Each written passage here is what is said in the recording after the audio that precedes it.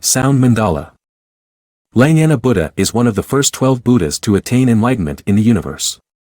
He was the first Buddha to enlighten of the sound, and he created the Sound Mandala. He has 3 great disciples, Karan, Sidta and Kataka.